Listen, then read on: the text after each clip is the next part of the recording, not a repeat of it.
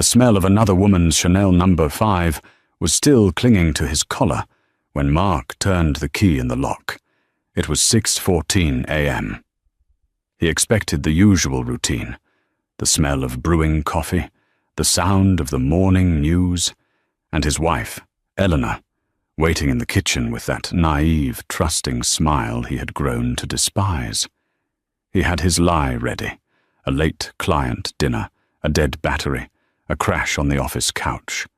He walked in, ready to perform his usual act. But the house wasn't just quiet. It was hollow.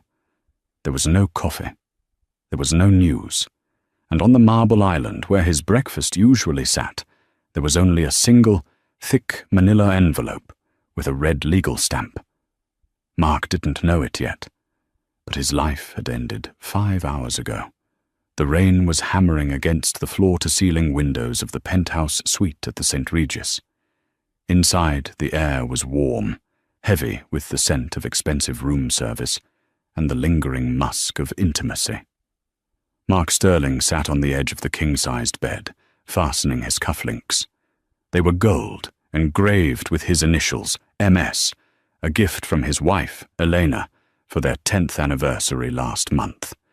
He didn't look at them as he snapped them into place. His attention was entirely on the reflection in the mirror across the room, and the woman still tangled in the sheets behind him. "You're leaving already?" Jessica murmured, her voice thick with sleep. She stretched like a cat, deliberate and provocative. She was 24, ambitious, and possessed a kind of fiery energy that made Mark feel like the master of the universe. She was everything Eleanor wasn't, loud, demanding, and exciting. "I have to," Mark said, grabbing his blazer. "Eleanor thinks I'm in Chicago for the chaotic merger with the monumental Davis account.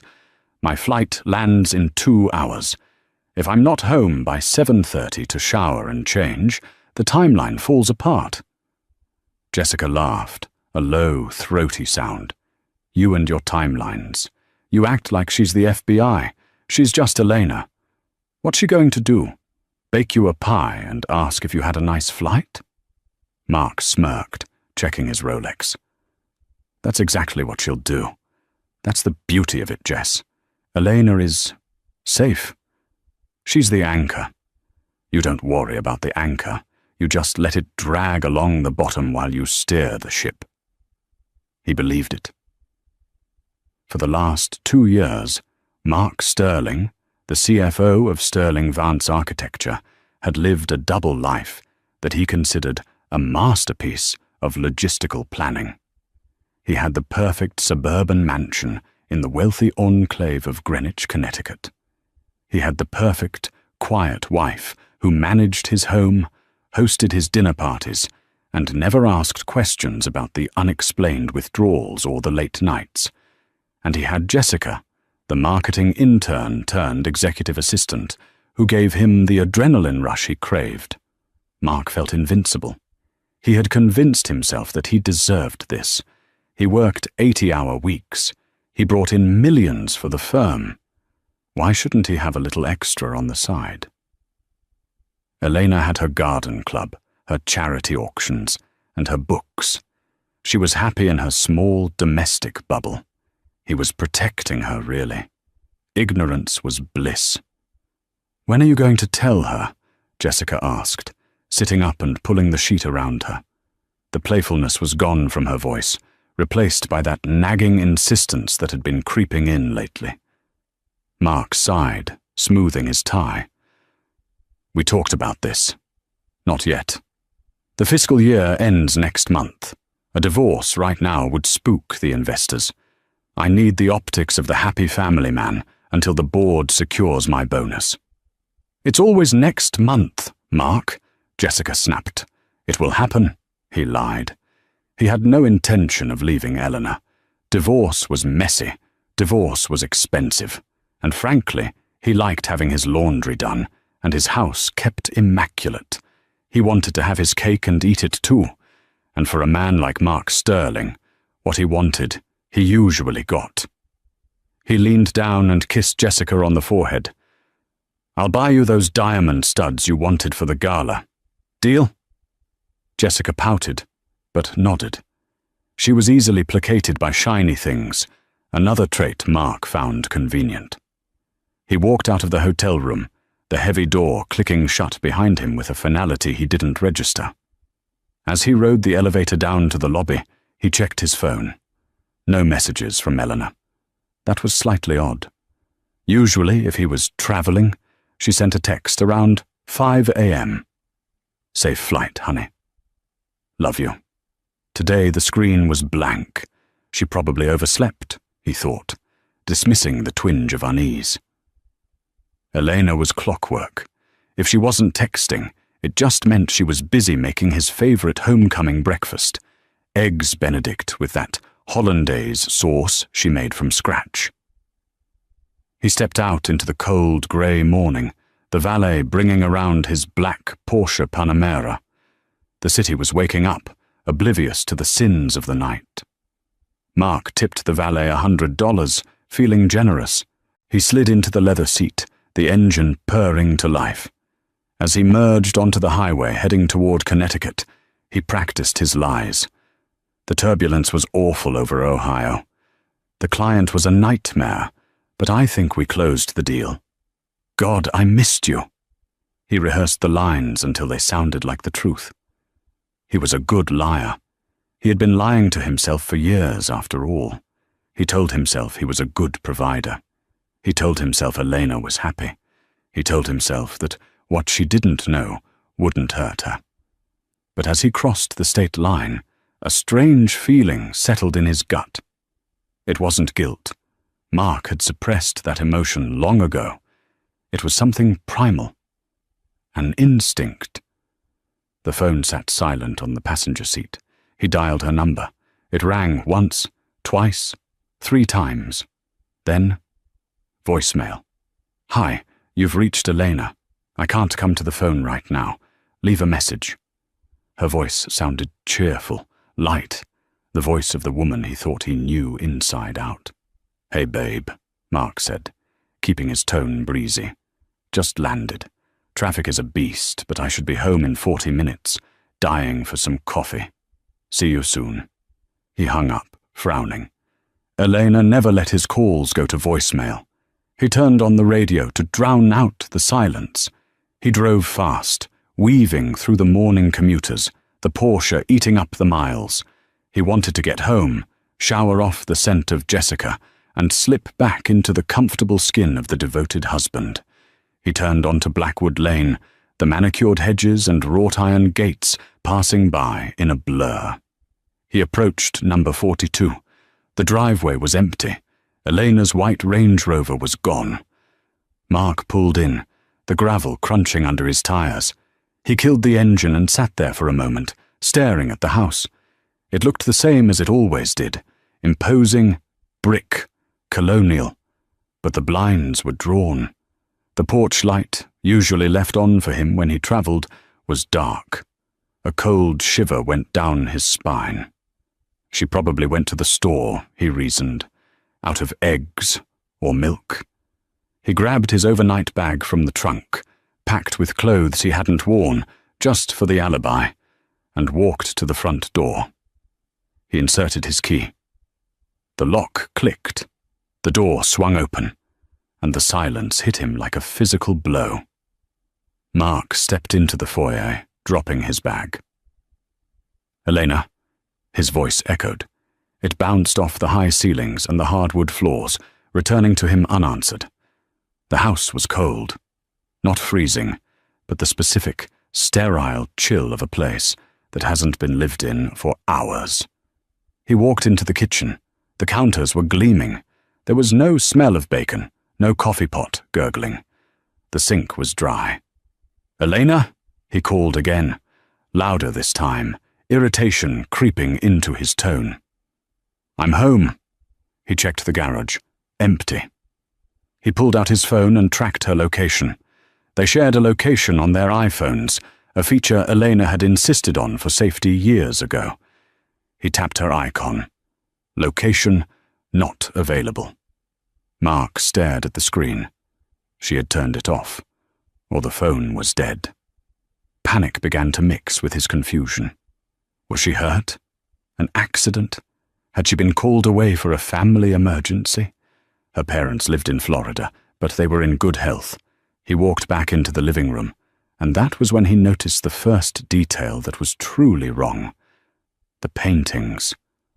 On the wall above the fireplace, there had hung a large original oil painting of the Italian coast, a piece Elena had inherited from her grandmother. It was gone. The wall was bare, save for the faint outline of where the frame had been. Mark spun around. The curio cabinet in the corner, usually filled with her collection of antique porcelain figurines, was empty. The glass doors were closed, but the shelves were stripped bare. He ran up the stairs, taking them 2 at a time, his heart hammering against his ribs. "Elena!" He burst into the master bedroom. The bed was made, perfectly crisp, military style, but the closet door was wide open. Mark walked toward it slowly. His side of the walk-in closet was untouched. His suits, his shirts, his shoes, all exactly where he left them. He looked to the left, to Elena's side. It was decimated. The racks were bare. The shelves where her handbags usually sat were empty. The shoe rack was stripped. Even the velvet hangers were gone. It wasn't just that she had packed a bag. She had erased herself from the room. Mark stood there, his breath coming in short, shallow gasps. This wasn't a trip. This wasn't an errand. She knew. The realization hit him, but his arrogance immediately fought back. How could she know? He had been careful. He used a burner phone for Jessica. He paid for hotels in cash or through a shell company account. Elena was not a detective. She was a simple woman who liked gardening and historical romance novels. She didn't have the capacity for this. He turned back to the bedroom, his mind racing. Where is she? I need to call the police. No, I can't call the police. What if she tells them? His eyes landed on the nightstand on her side of the bed. It was empty, except for 2 things. Her wedding ring. The 3-carat solitaire diamond he had bought her to shut her up after he missed her birthday 3 years ago. It sat there, cold and sparkling in the morning light, and next to it, a thick manila envelope. Mark walked over to the nightstand. His legs felt heavy, like he was wading through concrete. He picked up the ring first. It felt light, insignificant. He dropped it into his pocket. He reached for the envelope. It was heavy.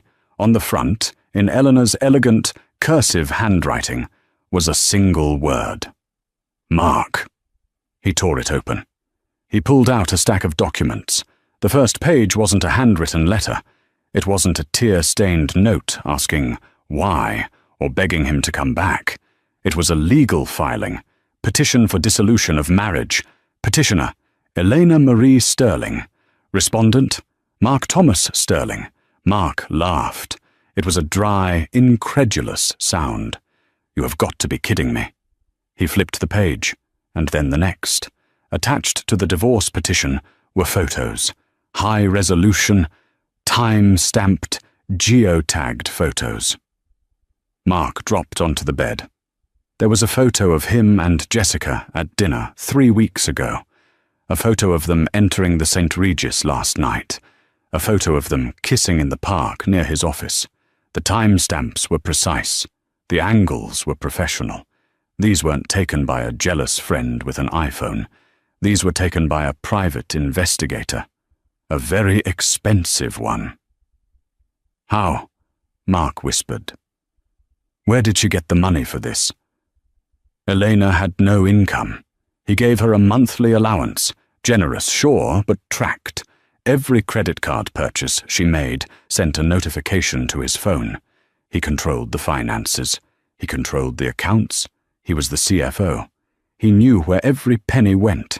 He flipped further into the stack of papers, his hands shaking now.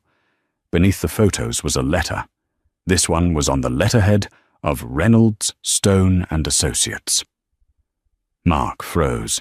Reynolds, Stone and Associates wasn't just a law firm. It was the law firm in New York City for high-asset divorce cases. They were sharks. They cost $1,000 an hour just to answer the phone. Mark began to read the letter, signed by one Arthur Reynolds. Dear Mr. Sterling, please be advised that I represent your wife, Mrs. Elena Sterling, in the matter of your divorce. By the time you read this, Mrs. Sterling will have vacated the marital residence.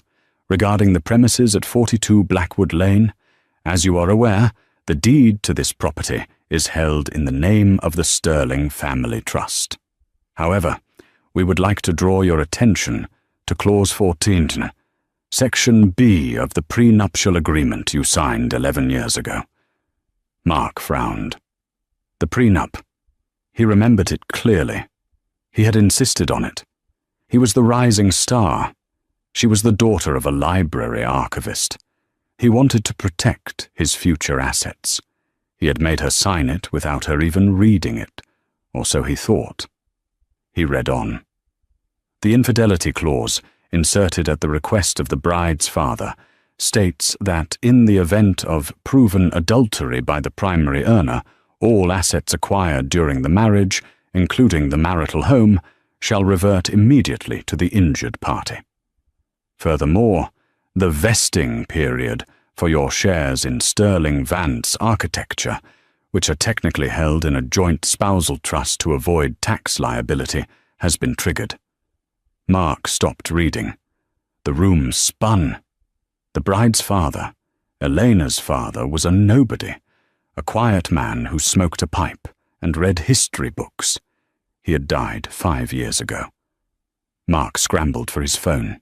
He needed his lawyer. He needed to call his partner, David Vance. He dialed David's number. David, listen. Elena has gone crazy. She filed for divorce. She has some absurd lawyer. Mark. David's voice was icy. It wasn't the voice of his college buddy and business partner. It was the voice of a man speaking to a stranger. David. What's wrong? Mark, you need to check your email. The board just finished an emergency meeting. Meeting? What meeting? It's 7 a.m. Elena was there, Mark. She dialed in at 5:08 a.m. Or rather, her lawyer did. What does Elena have to do with the board? Mark screamed, standing up and pacing the room. She's a housewife. You really didn't know, did you? David said, his voice dropping to a whisper. You really never looked into her family history? She's a librarian's daughter. Her father was a librarian, yes. But her mother, Mark, her mother's maiden name was Van der Hoven. The name hit Mark like a freight train. The Van der Hovens, old money, railroad money, the kind of money that didn't flash logos but owned entire city blocks. She never told me, Mark stammered. She wanted to be loved for herself, Mark. She told us that when we started the firm. Why do you think we got that initial angel investment 10 years ago? The one that launched the company? Mark went pale.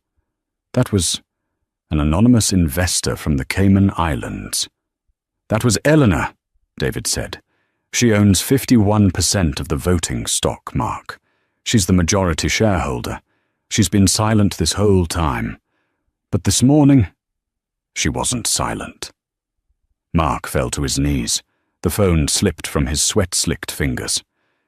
She fired you, Mark, David said, his voice coming tinny from the floor. Effective immediately. Security is waiting for you at the office to clear out your desk. Don't come in. Mark stared at the wall where the painting used to be. He had cheated on his wife. He thought he was playing a game he couldn't lose. He thought she was weak. He thought she was stupid. But Eleanor hadn't just left him. She had erased him, and the manila envelope on the bed still had more pages. Mark sat on the edge of the bed for what felt like hours, though only minutes had passed. The revelation that his quiet, bookish wife was the majority shareholder of his company. The silent hand that had fed him his success was a pill too bitter to swallow. But as his eyes drifted back to the manila envelope, he realized the horror wasn't over. There were more papers. He had stopped at the letter of termination, but the stack was thick. His hands, now trembling uncontrollably, turned the next page. It was a spreadsheet. A forensic accounting spreadsheet. At the top, it read, Unauthorized Expenditures and Misappropriation of Company Funds, 2022-2024. Mark's throat went dry. He felt a phantom tightening around his neck, tighter than any tie he had ever worn. He had been careful, or so he thought. When he took Jessica to Cabo last spring, he had expensed it as a client development retreat. When he bought Jessica the Cartier bracelet, he had buried it under office supplies and vendor gifting. He was the CFO. He approved the audits. He moved the numbers. Who was going to catch him? The answer was staring him in the face. Eleanor. The spreadsheet was terrifyingly detailed. It didn't just list the amounts. It listed the locations, the dates, and the true nature of the expense, annotated in red ink. Item 142, St. Regis Hotel, Executive Suite. Date, Oct. 12. Amount, $40,200. Claimed, client meeting with Davis Corp. Actual, room service for 2. Champagne, spa treatment, female. Item 156, Saks Fifth Avenue. Date, Novitou. Amount, $8,500. Claimed, holiday gifts for key partners. Actual, designer handbag. Delivered to Jessica Miller's residence. Mark scanned the list. There were dozens of entries, thousands of dollars, and at the bottom of the document, a sum was circled in thick red marker, $342,000 or gazos. Beneath the number was a photocopy of a legal statute, 18 U.S. Code, paragraph 3943, wire fraud and embezzlement. She's going to send me to jail, Mark whispered to the empty room. She's not just divorcing me. She's going to prosecute me. He scrambled off the bed. He needed liquid cash. Right now. If they were coming for him, if the company lawyers were already drafting the criminal complaint, he needed to get out of the country. He needed a lawyer who wasn't afraid of the Van der Hovens. He fumbled for his wallet and pulled out his black Amex, the card that had no limit, the card that made him feel like a god in every restaurant in Manhattan. He grabbed his phone and dialed the number on the back of the card for the concierge service. He needed a flight to Zurich. He had a small account there, one he had set up years ago before he met Eleanor. It wasn't much, maybe 50 grand, but it was enough to start running. Welcome to American Express Platinum Concierge, the smooth, automated voice said. Please hold for a representative. Mark paced the room, sweating. Pick up, pick up, pick up. Mr. Sterling, a human voice, polite but strained. This is Sarah. How can I help you? Sarah, hi. I need a one-way ticket to Zurich, first class, leaving JFK as soon as possible, today, right now. There was a pause, a long, uncomfortable silence filled with the sound of keyboard clicking. I'm sorry, Mr. Sterling, Sarah said, her voice dropping an octave. I am unable to process that transaction. What do you mean, unable? It's a flight. Charge it. Sir, your account has been flagged. Flagged for what? Fraud? It's me. I'm authorizing it. No, sir. It's not a fraud flag. The account has been suspended per a court order received this morning regarding the assets of the Sterling Marital Trust. Mark froze. That's a credit card. It's my credit card. It's a joint liability card linked to the primary assets, sir. We received a freeze order from the Southern District Court. All credit lines under your name have been suspended, pending the divorce litigation and the... She hesitated. The pending criminal investigation. Mark hung up. He didn't say goodbye. He just dropped the phone onto the plush carpet. They had frozen him out. He had no cash. He had $200 in his wallet. He ran to the wall safe behind the painting in the closet, the painting that was no longer there. He spun the dial. Left 42, right 10, left 33. The safe clicked open. Empty. Of course, Elena was the one who reminded him to change the batteries in the safe lock every year. She knew the combination. Inside the safe, where he usually kept a stack of emergency cash and his passport, there was only a post-it note. "It's with your lawyer. E." She had taken his passport. Mark let out a roar of frustration, kicking the heavy oak wardrobe. Pain shot up his foot, but the physical pain was a relief compared to the walls closing in on his mind. He was trapped, in his own house, in his own life. Wait. Jessica. Jessica didn't know yet. Jessica thought he was the powerful CFO, and Jessica had an apartment in the city, a small place, sure, but a place to hide, and he had bought her plenty of jewelry. If worse came to worst, they could pawn the diamond necklace he gave her last Christmas. That was worth at least 20 grand. He needed to get to Jessica. He needed to spin this. He would tell her. What? That it was a misunderstanding? That Elena was a psycho-vindictive ex? Yes, that would work. Jessica hated Elena. Jessica would take his side. He grabbed his bag. He had to leave before the police came. He ran down the stairs, ignoring the ghost quiet of the house, and sprinted to the driveway. He jumped into the Porsche. He pushed the start button. The engine sputtered and died. He pushed it again. Click, click, click. The dashboard lit up with a message. Remote immobilization, active. Contact dealer. No! Mark slammed his hands against the steering wheel. No, no, no! The car was leased through the company, through Sterling Vance Architecture. David Vance, or rather, Eleanor, had bricked his car remotely. Mark sat in the leather seat of the $150,000 car that was now nothing more than a paperweight. He looked out the windshield at the grey sky. He was stranded in suburbia. No car, no credit cards, no passport, and the police likely on their way. He looked at his phone. 1 bar of battery left. He dialed Jessica. Jessica picked up on the second ring. "Mark?" Her voice sounded annoyed. "I thought you were going home to play house with the wifey. Why are you calling me? It's risky." "Jess, listen to me," Mark said, trying to keep the panic out of his voice and failing miserably. "Something has happened. Elena, she knows. She knows." Jessica's tone shifted instantly. It wasn't fear. It was curiosity. "She found out about us? She knows everything. She filed for divorce. She kicked me out." "Wow," Jessica said. "So you're free. That's good, right? You said you wanted to leave her." "Yes, exactly. I'm free," Mark said, latching on to the narrative. "But listen, babe, it's messy. She's trying to freeze my accounts. She's being vindictive.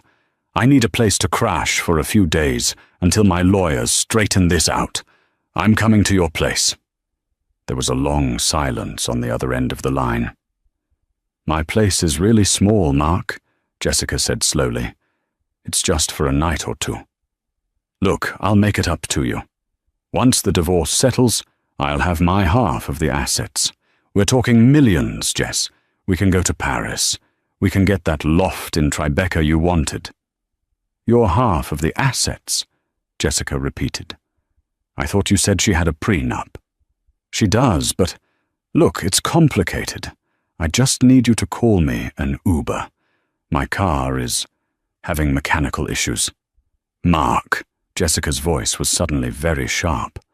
"I'm looking at my company email right now." Mark's stomach dropped.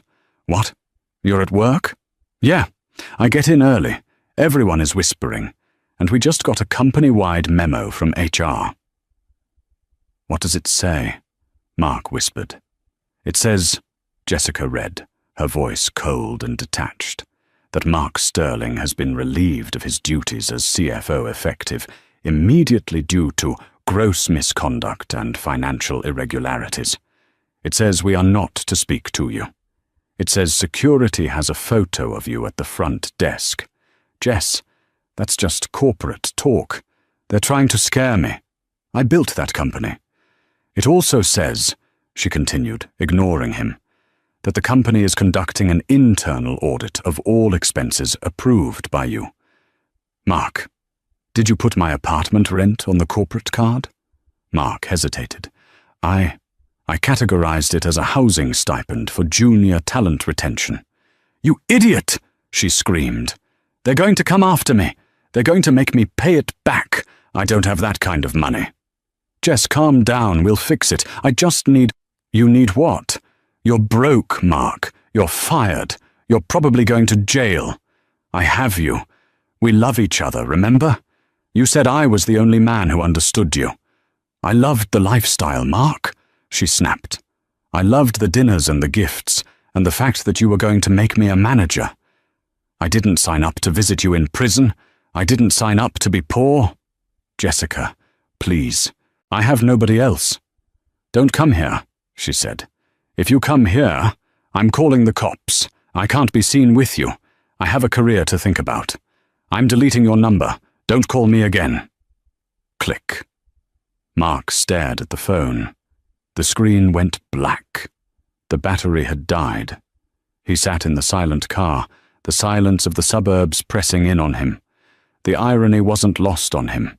He had traded a loyal wife for a mercenary, and the moment the money ran dry, the mercenary had done exactly what mercenaries do. She switched sides to save herself. He was alone, truly alone. But he couldn't stay here. He had to move. He got out of the Porsche and began walking. He walked down the long driveway of the home he had lost, dragging his overnight bag. The wheels rattled on the asphalt. He reached the end of the driveway and looked left, then right. He didn't even know where the train station was. He had always driven or taken a car service. He started walking toward the town centre, a 3-mile hike in Italian leather loafers that were pinching his toes. As he walked, a black SUV with tinted windows drove past him, heading toward his house. It didn't slow down. Mark turned to watch it. It turned into his driveway. A second SUV followed. Then a police cruiser. Mark's heart hammered. They were coming for the house. He ducked behind a large oak tree on the neighbor's lawn, watching from a distance. The vehicle stopped in front of his house. The doors opened. First, 2 uniformed officers stepped out. Then, a man in a sharp grey suit, Arthur Reynolds, the shark lawyer. And then, from the back of the first SUV, a woman stepped out. It was Eleanor. Mark gasped. She looked different. She wasn't wearing the floral cardigans or the sensible slacks she usually wore around him. She was wearing a tailored black power suit, heels that clicked on the pavement, and dark sunglasses. She looked taller. She looked like a CEO. She stood by the car, looking up at the house. She didn't look sad. She didn't look like a grieving wife. She looked like an architect inspecting a demolition site. Mark felt a surge of anger. That was his house. She was mocking him. He forgot about the police. He forgot about the restraining orders. He forgot about the prison time. He just wanted to scream at her. He wanted to hurt her the way she was hurting him. He dropped his bag and ran back up the driveway. "Elena!" he screamed. "Elena!" The police officers turned instantly, hands dropping to their holsters. Arthur Reynolds didn't flinch. He just adjusted his glasses. Elena turned slowly. She took off her sunglasses. Her eyes were dry. They were cold, hard flint. "Hold it right there!" one of the officers shouted, stepping between Mark and Elena. Mark stopped, panting, his chest heaving. He was 50 feet away from her. "You witch!" Mark screamed. "You planned this! You set me up!" Elena stared at him. She didn't shout back. She didn't cry. She just tilted her head slightly, as if observing a bug under a microscope. "I didn't set you up, Mark," she said. Her voice was calm, clear, and carried across the distance effortlessly. "I just let you be yourself. You did the rest." "I made you!" Mark yelled, desperate to regain some power. "I managed the money. I took care of you. You were nothing but a librarian's daughter until I married you." Elena laughed.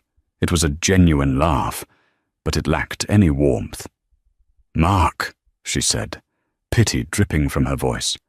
"My family built the library. My family built the bank you used to work for. I didn't need you to take care of me. I needed a partner. But you were too busy trying to be a big man to notice who you were actually married to." She turned to the lawyer. "Arthur, give him the bag." Arthur Reynolds reached into the car and pulled out a small, plastic grocery bag. He tossed it onto the driveway. It landed halfway between them. "What is that?" Mark sneered. "Your clothes," Elena said. "The ones you left at the dry cleaners last week, and your phone charger. I'm not heartless. I want my house, Elena. You can't just kick me out." "Actually," Arthur Reynolds spoke up, his voice smooth and oily, "we can. The deed transfer was recorded electronically at 9 a.m. You are currently trespassing on private property." "Trespassing?" Mark sputtered. "Officer," Arthur nodded to the policeman. The cop stepped forward. "Mr. Sterling, you need to leave the premises immediately, or you will be arrested for criminal trespass and disturbing the peace." Mark looked at Elena. He looked for a shred of the woman who used to rub his back when he had a headache. He looked for the woman who made him soup. She was gone. Or maybe she had never really existed. Maybe that version of Eleanor was just a mirror she held up to reflect what he wanted to see. "Elena, please." Mark's voice broke. He realized the anger wasn't working. He tried begging. "I have nowhere to go. My cards don't work. Jessica kicked me out. I have nothing." Elena looked at him. For a second, her expression softened. Mark felt a spark of hope. "You have your freedom, Mark," she said softly. "That's what you wanted, isn't it? To be free of the boring wife? To live the high life?" She put her sunglasses back on. "Go live it." She turned around and walked into the house, her house, and closed the heavy oak door. The sound of the latch clicking into place echoed like a gunshot. Mark stood there, the plastic bag of dry cleaning at his feet. "Move along, sir," the officer said, hand on his baton. Mark grabbed the plastic bag. He grabbed his overnight bag, and he turned around. He walked down the driveway, past the manicured hedges he used to prune, past the mailbox with his name still on it. He reached the street. The rain began to fall again. Cold, hard rain. He started walking. He didn't know where. He just knew he was walking away from the life he had destroyed. The rain was torrential now. It soaked through Mark's custom Italian suit, a $3,000 garment now ruined by mud and water. He had been walking for an hour. He found himself in the downtown area of Greenwich. He looked like a madman. His hair was plastered to his forehead, his shoes were squelching, and he was dragging a suitcase and a bag of dry cleaning. People on the street, people he might have once nodded to at the country club, stepped aside to avoid him, looking at him with a mixture of disgust and fear. They didn't recognize him. To them, he was just another vagrant. He stopped in front of a bank. Not his bank, a generic chain bank. He needed to think.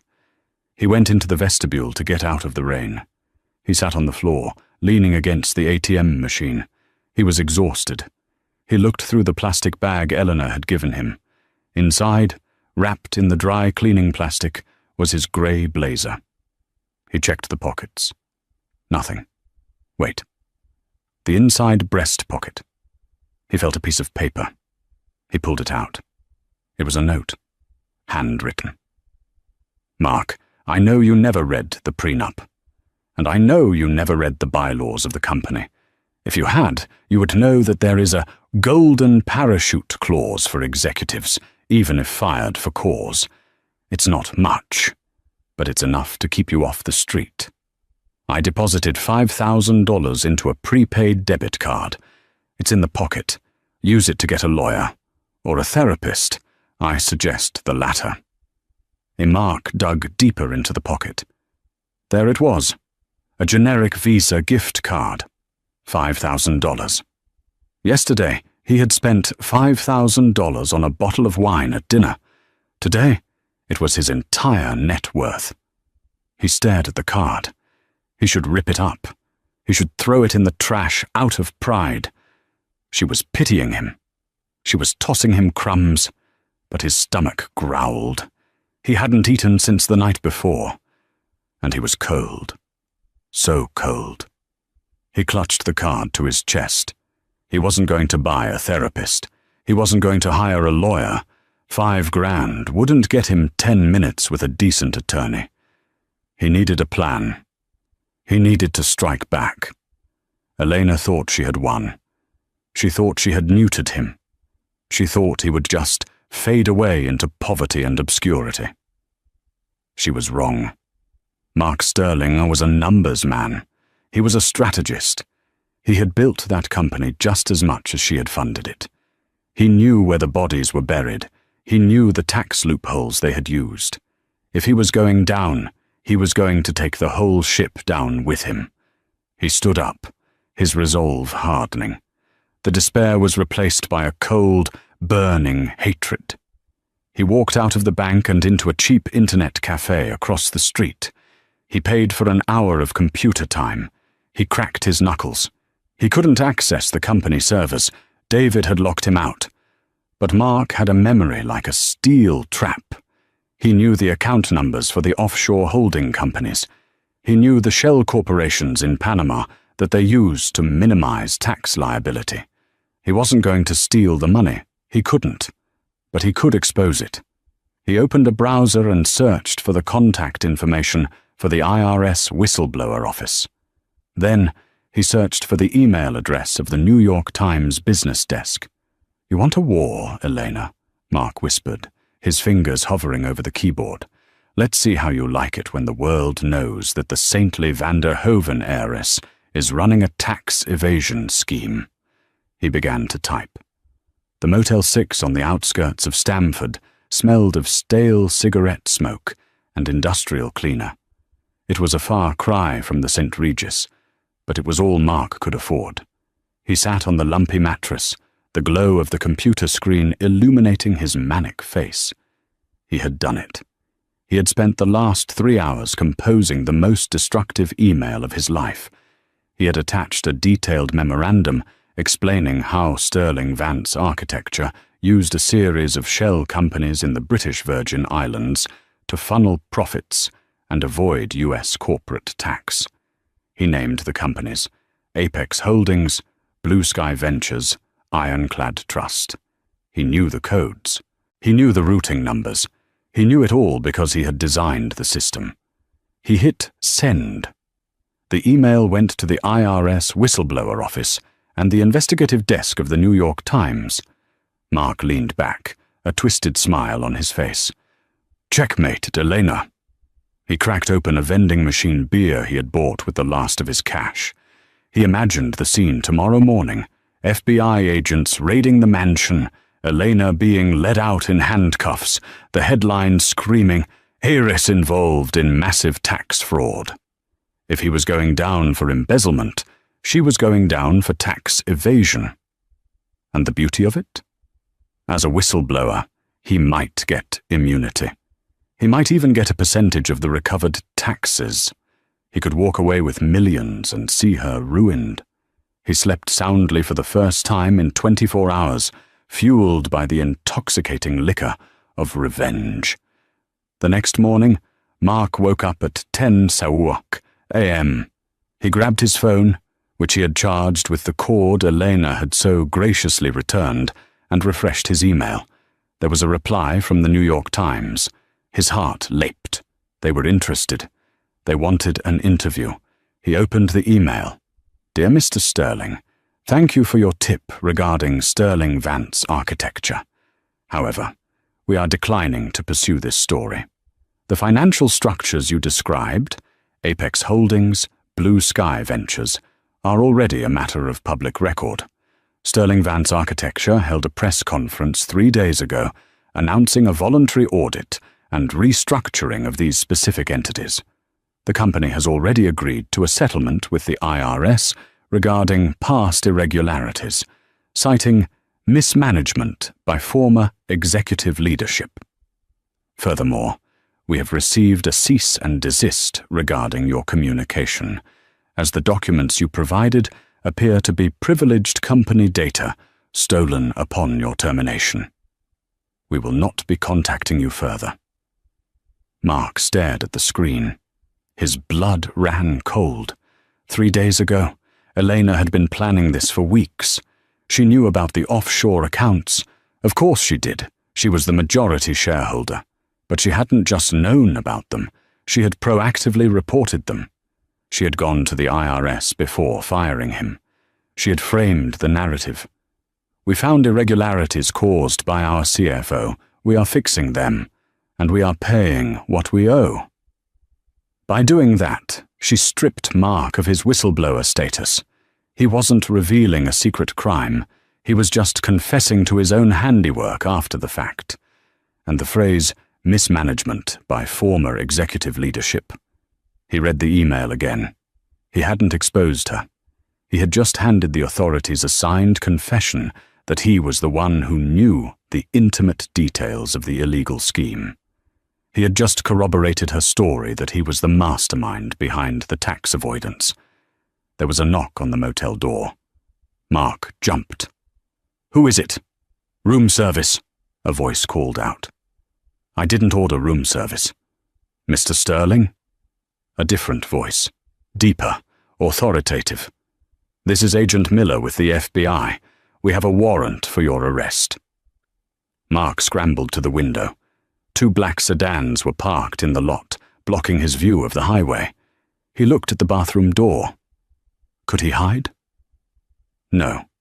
He looked at the computer. The evidence of his tip was right there on the screen.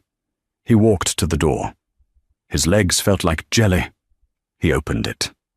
Agent Miller was a tall man with a face like carved granite. He held up a badge. Behind him stood 2 uniformed officers. "Mark Thomas Sterling," the agent said. "You are under arrest for wire fraud, embezzlement, and conspiracy to defraud the United States government."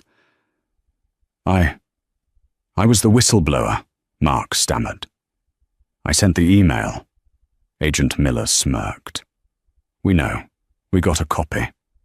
Thanks for the roadmap, Mark. It matches the documents Mrs. Sterling provided us perfectly, except yours has your digital signature on the creation dates." They spun him around. The handcuffs clicked. They were tight, cold. As they led him out to the car, Mark saw a figure standing across the street, watching from the safety of a coffee shop patio. It wasn't Elena. Elena wouldn't waste her time watching him get arrested. It was Jessica. She was wearing oversized sunglasses and holding a latte. She watched him being shoved into the back of the cruiser. She didn't look sad. She looked relieved. She looked like someone who had just dodged a bullet and was watching it hit someone else. As the car pulled away, Mark saw her pull out her phone and make a call. Probably to her new boss, or a lawyer, or a new boyfriend. Mark Sterling, the man who thought he controlled the world, sat in the back of the cage, heading toward a federal indictment, realizing that he had never really been the player.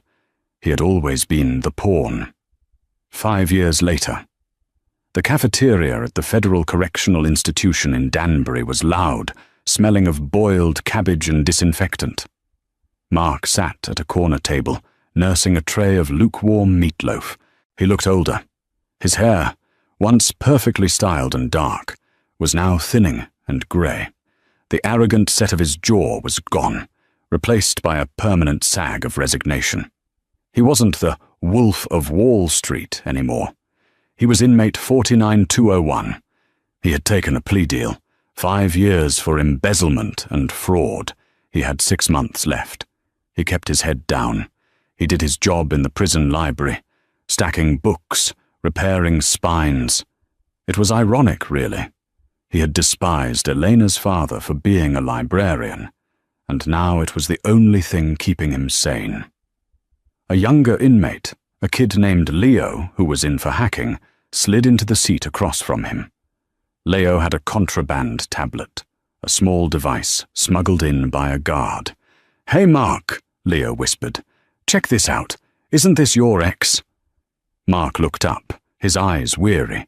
He didn't want to look, but he couldn't help it. Leo tilted the screen. It was a YouTube video, a clip from Bloomberg Technology. The headline read, "Sterling Vance Architecture Unveils Revolutionary Green City Project in Singapore." On the screen, standing on a podium in front of a gleaming, futuristic model, was Eleanor. She looked magnificent. She was wearing a white suit that radiated power and grace. Her hair was cut in a sharp, chic bob. She looked 10 years younger than when he had last seen her. Standing next to her was a man. He was tall, distinguished, with salt and pepper hair and a kind smile. He had his hand on the small of her back, protective, supportive, loving. "Who's the guy?" Leo asked. "That's David," Mark whispered. "My old partner." "Damn," Leo laughed. "She kept the company and took the partner? That's cold, man." The reporter on the screen asked Elena a question. "Mrs. Vance, sorry, you go by Ms. van der Hoven now. This project is projected to net over $1 billion in the first quarter. How did you turn the company around after the scandal 5 years ago?" Mark leaned in. He needed to hear this. He needed to hear her mention him. He needed to know he still mattered, even as a villain. Elena smiled at the camera, her eyes crinkled at the corners. "Honesty," she said simply. "We cut out the rot. We stopped focusing on short-term profits and started focusing on legacy. And I had a great team who believed in the vision when things were dark." She looked at David, and they shared a look of genuine, profound connection. "And," she added, turning back to the camera, "I learned that sometimes you have to let go of the things that are weighing you down to really fly." She didn't say his name. She didn't say, "my ex-husband." She didn't even acknowledge his existence. To her, he wasn't a villain. He wasn't a monster. He was just the rot. Something to be cut out and discarded, so the healthy tissue could grow. Leo pulled the tablet back. "Brutal. She didn't even drop your name." Mark stared at his meatloaf. That was the true punishment. It wasn't the prison cell. It wasn't the loss of the money. It was the irrelevance. He had spent his whole life desperate to be important. He cheated because he wanted to feel desired. He stole because he wanted to feel powerful. He lied because he wanted to create a reality where he was the king. And in the end, he was nothing.